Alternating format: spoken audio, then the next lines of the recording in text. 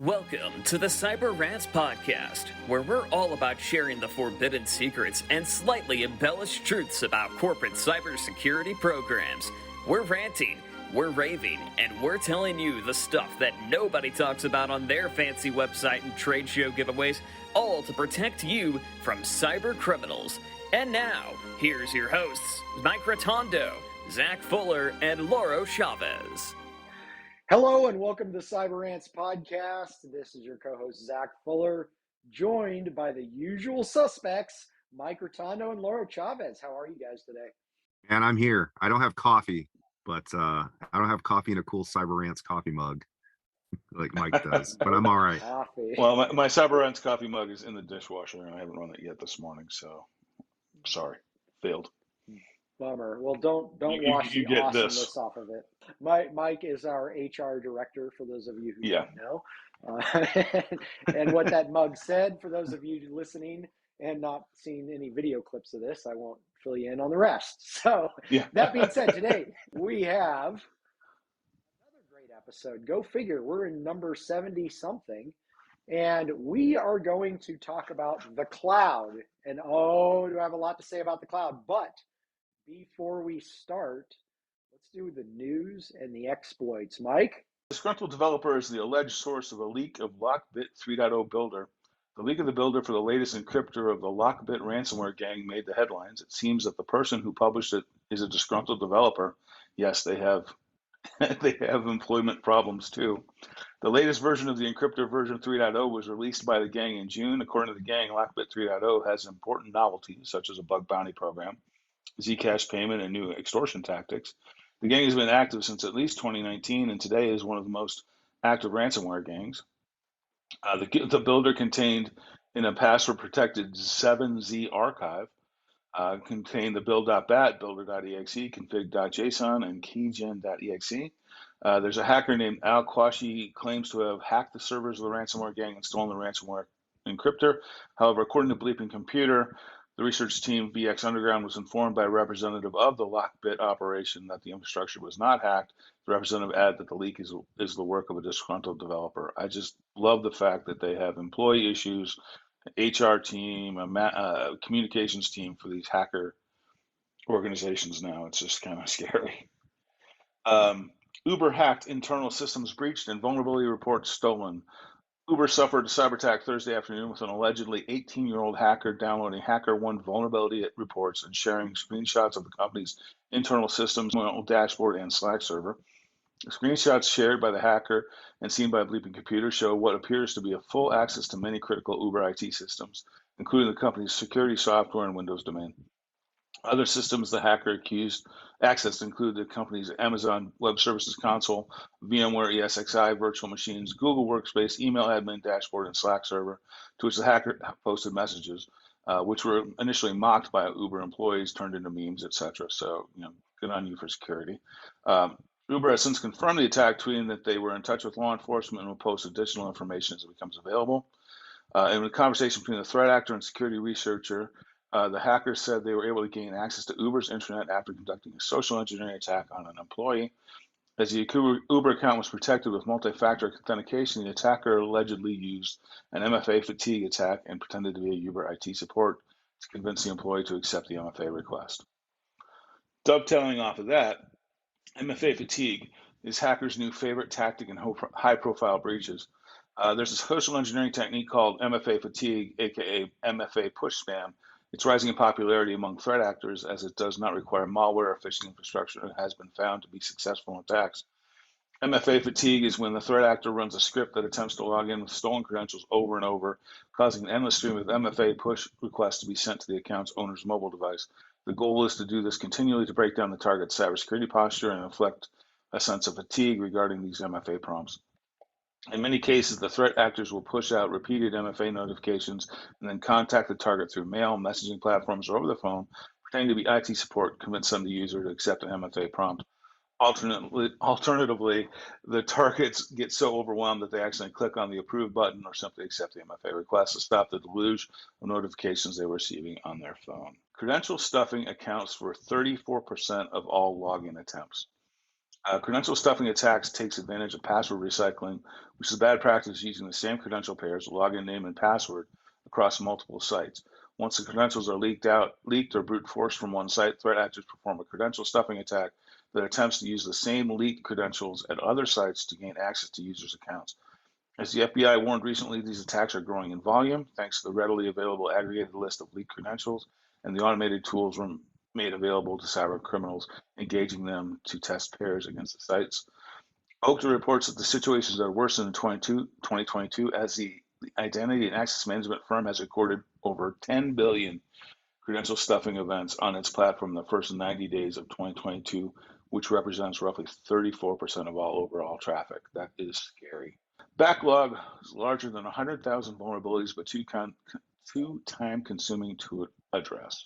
Rezilion and Ponyman Institute announced the release of the State of Vulnerability Management in DevSecOps, which reveals that organizations are losing thousands of hours of time and productivity dealing with massive backlogs of vulnerabilities that they have neither the time or resources to tackle effectively.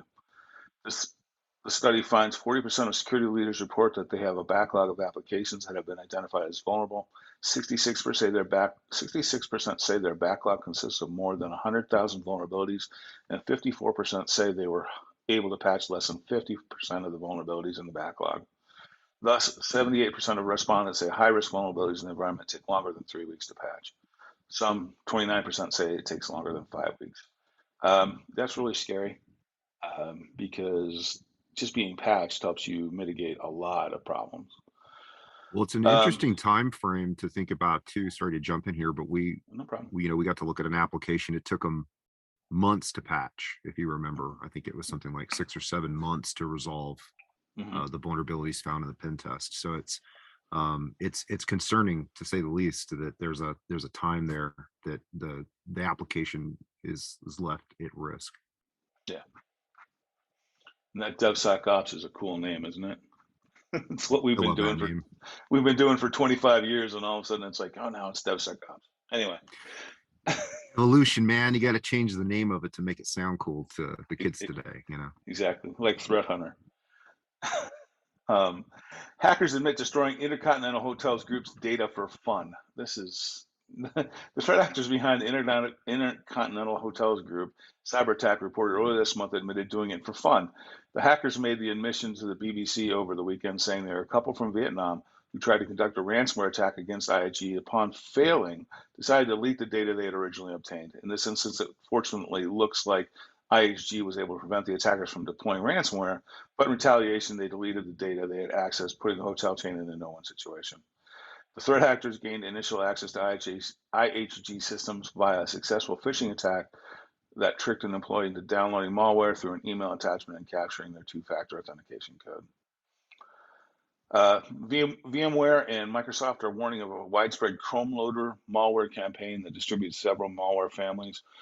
Chrome loader is a malicious Chrome browser extension. It is classified as a pervasive browser hijack that modifies browser settings to redirect user traffic. The malware is able to redirect the user's traffic and hijacking users' search queries for popular search websites, including Google, Yahoo, and Bing. The malicious code is also able to use PowerShell to inject itself into the browser and add the extensions to the browser. Experts also observe that threat actors using DMG files in order to target all Mac OS systems. So no one is safe. That's the end of the news, but I got a couple of headlines that you really want to check out. This one simply because what you need to know about evil attacks. Yep, that's one of the top 10 names that we've seen so far.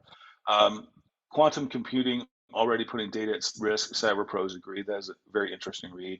If you're in the healthcare sector, be aware the FBI is warning the healthcare sector surge in payment scams. Don't tell Nana and Pop this, but cyber vulnerabilities discovered in popular insulin pumps. So with that, Laura, I gave you the vulnerabilities. Gosh, thank you. It really seems that criminal cyber crime is a full-time business with HR and ping pong tables and probably foosball as well, power beers. It's ridiculous. And then going off after Nana's insulin pump's pretty dirty. So yeah, we got to watch yourself. And with that, got a couple other places you should watch yourself this week, because we do have some exploit payloads that will get you owned today if you're using less than favorable CMS tools. I've got a couple here. Arrow, and I'm not bashing on these companies. They're just, everybody, just like any other race, everybody's in a push to get their tools out. The next new gen, the next new wizard, the next new UI, whatever, right? So if you're out there and you're in the market for CMS tools, make sure that you're looking at what you can afford, and make sure that you're not trying to go with free stuff. Arrow CMS and Fee-High CMS both have critical vulnerabilities that have payloads this week. One of them for Arrow CMS is a SQL I. It is a time-based SQL I, which is a new type of SQL injection attack that plays on the time parameter, right? And then, of course, Fee-High CMS got a remote code execution. So if you execute a payload, you might be able to dump the database. You can do the same with the Arrow CMS in the time-based SQL I. So keep an eye out for those CMS applications that are out there. If you are using the TP-Link Tapco C200 to monitor your home, I would make sure that you get the software updated immediately. The remote code execution is out there in payload form. Beautiful Python written by an actor I won't mention. However, 1.1.15 on the TP-Link Tapco is vulnerable to this remote code execution. So get that patched. You don't want anybody being able to initiate code into that machine and then have access to the console of potentially other cameras, and then also be able to use the speaker and the video on this camera. So you maybe have remember a couple years ago, someone was able to exploit one of a similar camera, different manufacturer. I think it was a Linksys, but was able to speak crazy things into the baby's room while the kids were in there playing, and they were toddlers. So as a parent, that's creepy. Anyway, so TP-Link should be concerned. Check that out. And if you're using Blink controller, if you're into the very cool Blink technology out there by Thingm, and you're using some of these smart LEDs to do alerting for you and giving you visual alerts, or using it for accessibility options and those things, the Blink Control 2.27 has weak password encryption. So the encryption was found to be using pretty ridiculous 64-bit ciphers. So you can very easily pull the end node right out of the URL and for these devices to manage these devices, and break that with online tools. So you can get access to this, and somebody could run amok with your controller for all of your LEDs. So if you're using these smart LEDs in any capacity, make sure that if you've got the 2.27 version of Blink Control, you're going to get that updated. And with that, Zach, we're talking about other people's computers, right? You used to be that song in the 90s, like OPP. You know what I mean? And so we need to, OPC, other people's compute, because that's really what the cloud is, right? It's just a bunch of hobos with some hardware in their garage giving you a cool UI business front. How dare you insult leading technologies like that? Yes, we're actually absolutely going to talk about that in just a moment. I just had to laugh because with the multi-factor authentication fatigue attacks, or MFA fatigue attacks, it just reminded me of my 4-year-old. She's figured this out way before any cyber criminals did. She said, "Dad, can I have a lollipop?" "No, not right now." "Please, can I have a lollipop? I really want one. Please, please, please, please, please, please, please, please." "Okay, fine, you can have a lollipop." Boom, she's in, She's in, man. She's in. Whenever I have the same problem. Persistent requests, it could be cyber criminals, or it could be a 4-year-old. So we are absolutely going to dive into the wonderful and mysterious world of the cloud in just a moment after a quick commercial break. Want even more Cyber Rants? Be sure to subscribe to the Cyber Rants podcast. Get your copy of our best-selling book, Cyber Rants, on Amazon today. This podcast is brought to you by Silent Sector, the firm dedicated to building world-class cybersecurity programs for mid-market and emerging companies across the U.S. Silent Sector also provides industry-leading penetration tests and cyber risk assessments. Visit silentsector.com and contact us today. All right, and we are back. And today we are talking a little bit about cloud security. Now, this is high level, right? We don't have time to get into all the nitty gritty. Maybe in future episodes, we'll talk about different components and get a little bit more detailed. But we want to talk about cloud security. And the reason is there is a severe and to me, just a painful misconception out there. And this was reminded again when I got an email the other day from a major internet service provider. I won't shame them and say the name, through a major publication. But I want to read you an excerpt from this ad. This is one of the reasons why unknowing people, and it is up to us as security professionals, up to those of you listening that are security or technology professionals, to help us inform the public. So the ad starts and it talks about giving you remote access to important business data and applications. It says cloud migration saves you money, reducing infrastructure and IT costs. Okay, yeah, I could see that in a whole variety of scenarios. There are certainly benefits. The next paragraph goes on to say, has the audacity to say, plus the cloud defends your data from hackers by consolidating multiple services into one safeguarded source. Yeah, the wizard Gandalf's cloak. I'm not, so the cloud defends your data from hackers. Okay. So we need to dispel that myth. I know we've touched on this in the past, but there are a tremendous amount of security risks associated with the cloud. It doesn't make it bad. There are tremendous benefits too.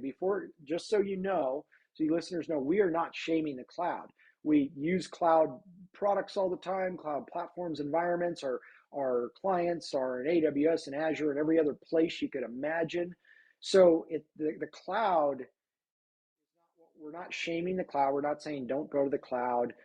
There's tremendous capabilities, awesome things you can do. And most organizations are either going to be a hybrid of on-prem and cloud or all cloud at this point, right? So it is, but this misconception, this false advertising about moving to the cloud will make you safe.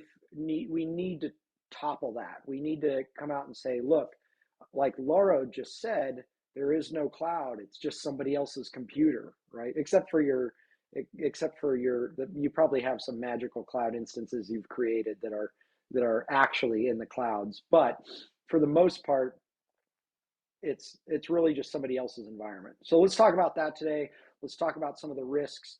I think most people know the benefits, right? There are all kinds of scalability, cost savings, accessibility, all kinds of different things you can do, access to different tools and such. But let's talk about some of the benefits. Do you want to start? I mean, I have a couple, but do you want to start with any stories about cloud breaches or cloud examples to just showcase that, hey, moving to the cloud doesn't make you safe? And if not, I'll share one. You share one. I mean, I know you're not here to bash the cloud, but I'll happily bash the cloud. Yeah, I'll happily bash the cloud because to me, cloud is like canned water. It looks fancy, but it's water. You know what I mean? And so it's a little overrated. Yeah. I think the cloud's overrated because you're putting your data, and we'll get into this, right? I want to hear your stories. I have a couple too, but yes, the cloud can give you cost savings. It can also add complexity. It can also cause greater outages, and it also puts the data in the hands of somebody other than the physical people on your team. Yeah, it's all great until you try and get the data out. So, all right, but tell us a breach story. Oh, sorry. Well, one of the things I want to say real quick is that one of the major failings of the cloud is people make that assumption based on that first line of that paragraph that put in the cloud you're safe. The problem is they don't look at the contract and see what side is your responsibility and what part is the cloud's responsibility. And just assume because I'm in the cloud I'm safe and someone else is taking care of it. It's a huge mistake. So yeah, it's like driving in a city and the Department of Transportation saying that our roads will keep you out of accidents. Our traffic lights work so well, you'll never have a fender bender, not in our city, not ever. And so to me, first let me ask Zach, are you sure that's not a phishing email trying to get you to click on ransomware? Because it's complete BS. And it sounds like it's phishing. I clicked here and it just gave me a nice executable. I opened it, nothing happened, but I know I couldn't have been. Couldn't have been a phishing email. No, this was actually, this is not the first of these kinds of marketing emails I've got from this particular publication and this particular major internet service provider and business technology services provider. But I wanted to start with, and you've already covered a lot of great stuff. We're talking service level agreements and things like that. We should get into that. But one of the, I get calls probably too often from people in our network, people that are referred to us and such. And the number one call I get with somebody that has a problem is business email compromise through Office 365. Not through their Exchange server, not through their on-prem stuff, through Office 365. And the assumption is always, oh, well, we put our stuff in Office 365, so Microsoft was supposed to be handling security. But no, that wasn't the case, it turns out. Who knew, right? And it always goes like this. Last few calls, it just basically somebody's email account was compromised, right? And oh, guess what? They did have multi-factor authentication. Turns out that doesn't stop all attacks like some of the MFA vendors would tell you. But their email account was compromised, and I won't get into the how and all that stuff. But long story short, now the attackers have access to all their emails. They're taking their time to look at who's communicating with who in the company, how transfers for money are requested. These are especially focused on financial companies, right? But a lot of doctored wire information gets sent out and such from what seems like it's within the company, right? So, the controller is saying, hey, we're wiring this money to this account, whatever, but it's not really the controller sending that email from their own account. So these types of attacks happen, and then before you know it, people are moving money left and right, and hopefully they catch it, or hopefully they have some other controls, but it's always a scary situation. The other thing that they don't realize, that I have to break the unfortunate news to them, is when that happens, guess what? The attacker just downloaded the tens of thousands of emails that this employee has in their inbox from, back in the early 2000s, or however long they've been working there. They have all this access to all this information, customer data, all that stuff, just sheer emails, right? So, not to mention the ability to pivot into other accounts and things like that using same credentials, all that. So I won't go too far down that rabbit hole, but that is the number one attack that I've been hearing about. This isn't based on any studies or surveys or anything like that, just based on simply people reaching out to us. So that's one example, one of many cloud examples. We could go down a rabbit hole here, but with we could talk about cryptocurrency and Dropbox and other things if you guys want, but let's not waste all that time. Well, the other, and that, and that's a good, I think that's a good statistic to bring forward to the community too. The lodge of the, we don't do the forensic analysis post breach stuff anymore, but when we did, and people, like you said, Zach, they reach out to us, right? Because I like to say, when you're falling down a tree, you're grabbing for branches, you know what I mean? And we happen to be one of those branches when organizations are in a pickle, and unfortunately not all the time can we help them, but it is an interesting statistic to see that Office 365 with multi-factor authentication is one of the number one breached locations for financial organizations. The second one, I think, is probably that I see, and one of the last post breaches that we looked at, in the last times we were doing this, was we talk, I was just giving exploit advice for patching on 2 CMS products, right? Content management, right? Or contact management, however you want to see it. You've got data in this, right? It might deal with your business and everything else. And so there was a company that specifically did CMS related data aggregation. One of the consultants that worked here wasn't getting the compute that they needed to do the work on these 2 clients that this organization, the CMS aggregator, had. And so they went to AWS, got some compute built, and put the data up there to better aggregate it on, using the cloud horsepower. Well, like you said, Zach, and Mike, we touched on this. You never ever read the terms of service, right? Few people will actually, peruse through the legalese to understand where their responsibilities begin and end, and where the vendor's responsibilities begin and end. And this is one of those cases where you assume that the compute that you build in the cloud is going to come out of the box secure, and no one's going to be able to hack you. There's firewalls up, there's intrusion detection, you got all the logging enabled, there's multi-factor authentication already there, there's antivirus, there's all these features that are already there for you, and that's an illusion. It's exactly the same if you went to Goodwill or Walmart or anywhere else and bought a used computer and turned it on. Then someone said, I wiped it for you, it's ready to go, all of the configurations to do.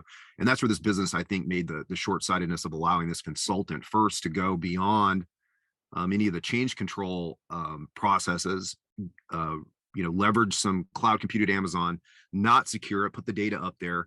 And as we know, the cyber criminals are fully organized, right? They have HR departments and ping pong and foosball and the whole bit. And so they're scanning the net. They come across this server, happen chance, it's probably been up for a couple months, and they reach in and they pull all that data out. And so it was a double breach because there were two clients' data that existed in this environment, two third-party clients, right? Big, giant, can't name them, big clients. And this small CMS aggregator, essentially one consultant in that company would, cause almost the downfall of the entire organization. So, I mean, that's a one story that I've got of it as an example in recent times where someone has really believed, I think, falsely in the security that the cloud gives you versus what you actually have to configure to make it give you. Let's talk about service level agreements, because that's come up a couple times. What are your recommendations, or what would you have people look for in those SLAs when they're evaluating their cloud vendors? Of course, read them, number one. Well, yeah, go ahead, Mike. I was going to say, you got this one, man. You got to determine who is responsible for what and why, and what level are you responsible to. If you don't turn on the firewall, if you don't turn on MFA, if you don't turn on the VPN with MFA, those things are not on. If you don't turn on, Elasticsearch, you don't turn on, all these features that are available to you are wonderful that the cloud provides. They come with additional costs, but you have to turn them on. You also have to deal with the alerting and monitoring and event notification and mitigation of these issues as well. The cloud is not going to do that for you either. And that's what a lot of people miss. So you have to read and realize what is actually being done. The cloud is not a SaaS solution. A cloud is not a third-party software application where they do everything for you. The cloud is a platform on somebody else's computer, and you're leveraging those resources. So you really have to dig into what you're going to do. And you still need a team to deal with those issues. You still need a security team. You still need, architectures. So the cost savings in people is not necessarily there. It's a different class of people. And guess what? Cloud architects ain't cheap. So that's what, so you have to determine what those SLAs are going to be from the cloud, from your internal resources. And it's a marrying of multiple organizations that make it that much more difficult. So you need to go in eyes wide open that you're not 100%, golden. One thing I want to circle back to what Laura was talking about the hacking. There's one common theme that we see in a lot of these stories, and some of them we talked about today, is phishing. Phishing. So train your people on phishing. But phishing, they're getting better at it. It used to be that you'd find a phishing email that said, do the needful and press this button, and you kind of knew that this was wrong. Now it's not that way. So be really careful with that. But yeah, the SLAs know specifically what you're responsible for, and don't just determine that the cloud's going to save you all this money because the marketing brochure says it is. So. Yeah, that's good stuff too, Mike. And they pile on things like, what you're getting is compute, right? It's like you might as well have a storage building, at one of these, U-Haul storage building places. I mean, that's really it. Their part of it is like, hey, we give you a storage shed and you can access it 24/7. That's our end of the deal. The rest is all on you. What you put in it, how you wrap up your stuff. If something gets broken there or gets water damaged, you can't sue, the storage vendor. They're like, hey, all we do is give you a building and let you access it. What you do in there and how you secure everything is completely up to you. You guys stored everything in cardboard boxes and it rained. Sorry, maybe you should have used Rubbermaid tubs.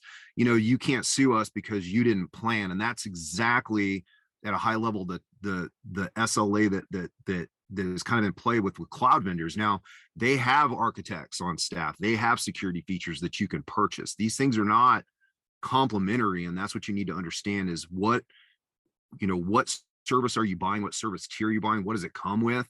And then what parts are am I responsible for, and am I going to have to roll into my own internal change management and security processes and the whole bit. In my mind, you're almost better leveraging a colo and putting your own steel in there. Yeah, it's more secure. It is. And in reality, what's the difference? It's a computer somewhere else, offsite. The physical controls are managed by somebody else. You still have to manage everything else. Well, I think it could be argued, and I think this is where the engineers and the leadership, the budget leadership, have a gap of clarity and cohesion. Is that there's cost savings there because you don't have to pay the depreciation on the metal. You don't always have to be looking at drive upgrades and all this kind of hardware depreciation costs that are going to occur when you own the metal. The engineers and the security individuals, and hopefully everybody will back me out here, we see the cost benefit in the fact that you have hands-on, you own the metal, you own the systems, you can walk down to the data center, get escorted in and see your equipment, pull your own drives if you have to. You can't do that in an Amazon data center or an Azure data center or Heroku or any of the other database providers or SaaS cloud providers or cloud providers in general that are out there. You can't do that. And you're going to be distributed over many, many systems that is going to be shared space with other clients that have either, separated data on GUID or some sort of a crypto key or something, right? Where they're separating your data that way, but you're going to be in a multi-tenant environment. And I think that's something that's not really understood either, right? You're in a virtualized environment, but you're sharing the same physical hardware with a bunch of other people. In other companies. And you have risk of bleed over. I don't know. The cloud question was solved for me a long time ago when I was working for a bank.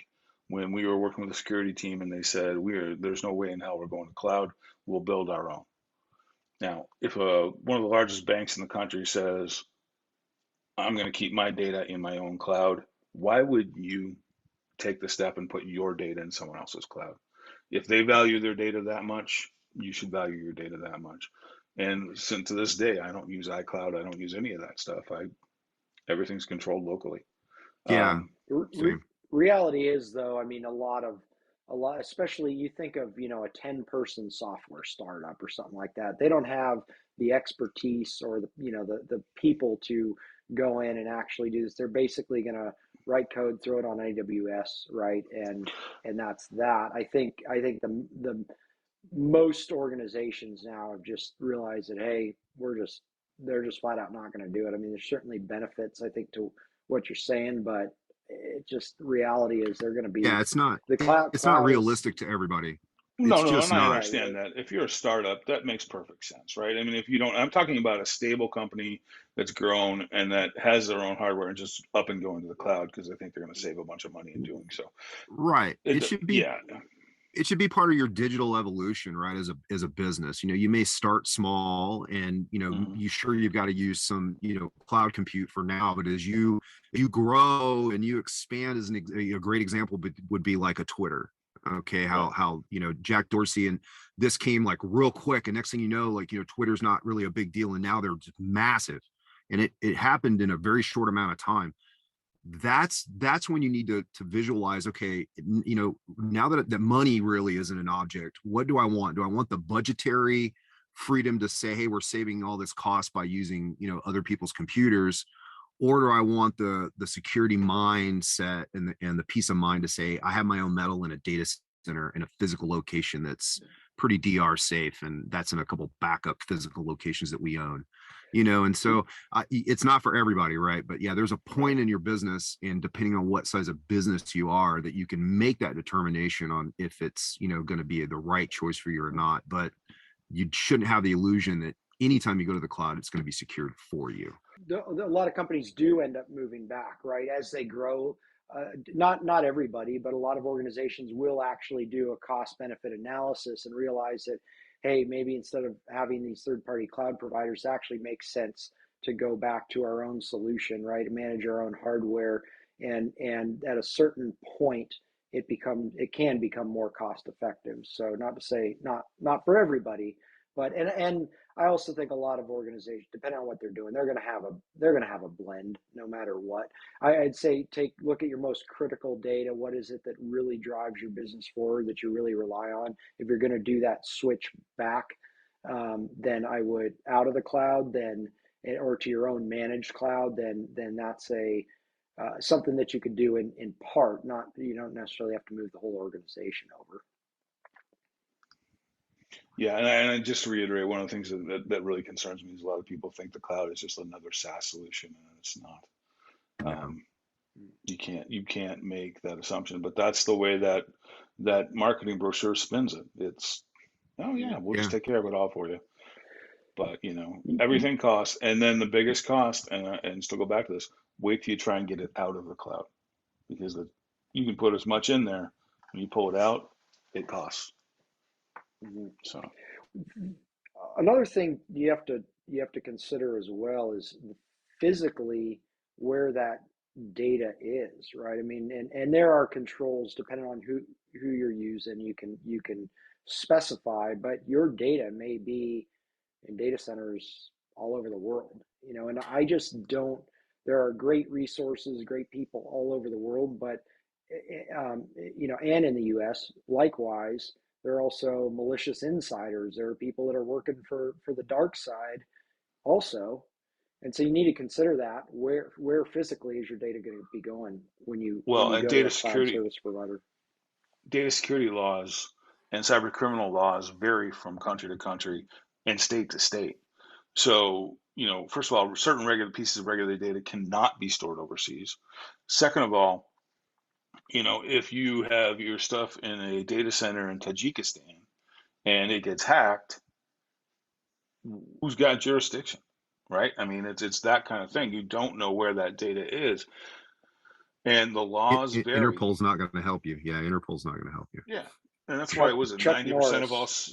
Right, 90% of all cyber crimes don't get prosecuted because jurisdictional issues. No one knows. I mean, if I'm in Arizona and I get someone hacks me from California, who has jurisdiction, Arizona or California?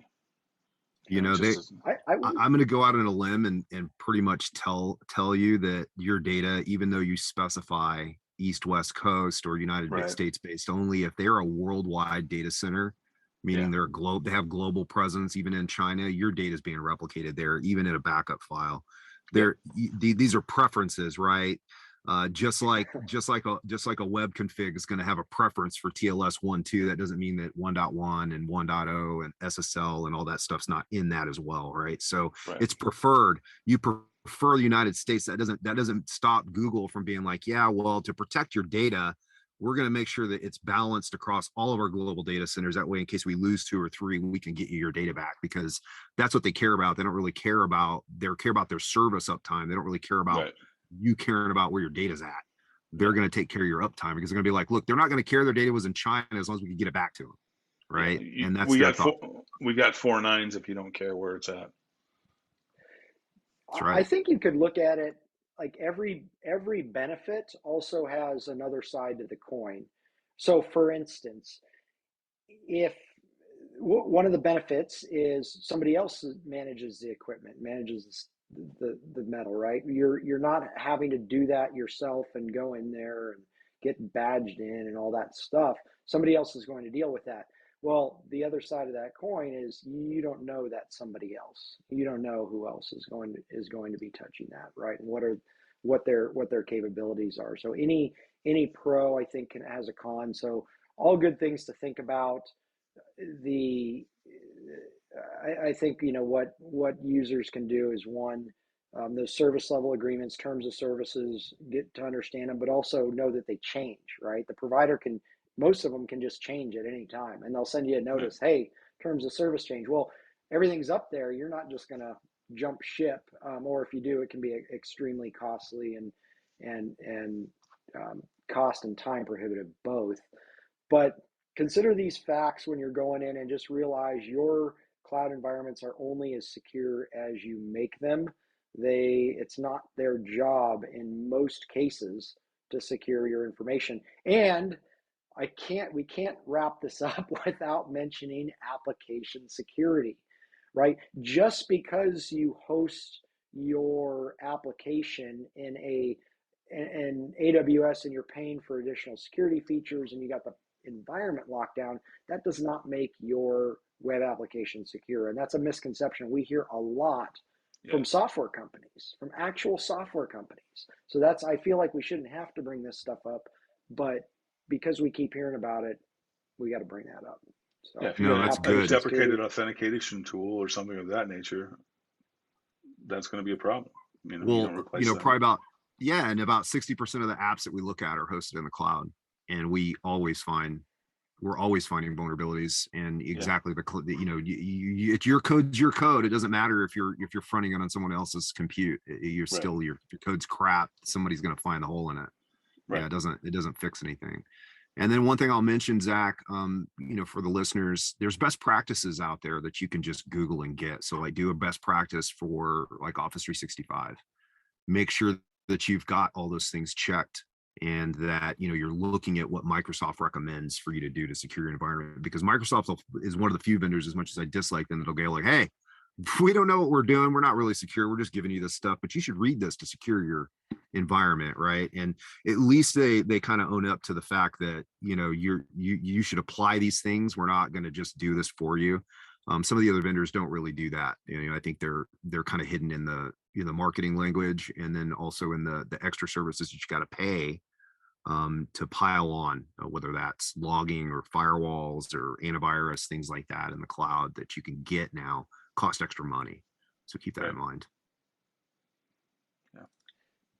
Mike, any final words of wisdom before we wrap? IT is IT. You still have to secure your stuff. It doesn't matter where it's at. So that would be my thinking. Know what you're getting, know what you're buying. Don't make decisions solely for financial reasons. Make sure that they have sound underpinnings. So, and one final thing for me too is I think it's important that you realize that everything needs to flow through change control, even your cloud environments. And a lot of times that'll get left out of the change control processes. And so if you've got people making willy-nilly changes to your cloud environment, you can have some problems. And I can tell you some more stories about organizations that have made mistakes with Azure Active Directory and things like that. Oh, yeah. So war stories from the trenches. That'll have to be another episode. I think we sprinkle them throughout, but that could be a whole series in itself. Well, outstanding. Thank you for listening to the Cyber Rants podcast. Jump online on LinkedIn or go to cyberrantspodcast.com and let us know who your favorite co-host is. Is it me? Is it Mike? Is it Lauro? Give us your vote. No, seriously. We don't really care. Seriously though, let us know. Future talks, future episodes. We're always trying to bring you what we're seeing, actually being in the business, doing this day in and day out. But let us know what's of interest to you. Be sure to rate the podcast, subscribe, share, all that good stuff. Help us get the word out to secure the backbone of the American economy and our way of life. That is what we're here for. And have a great day. We'll see you on the next episode. Pick up your copy of the Cyber Rants book on Amazon today. And if you're looking to take your cybersecurity program to the next level, visit us online at www.silentsector.com. Join us next time for another edition of the Cyber Rants podcast.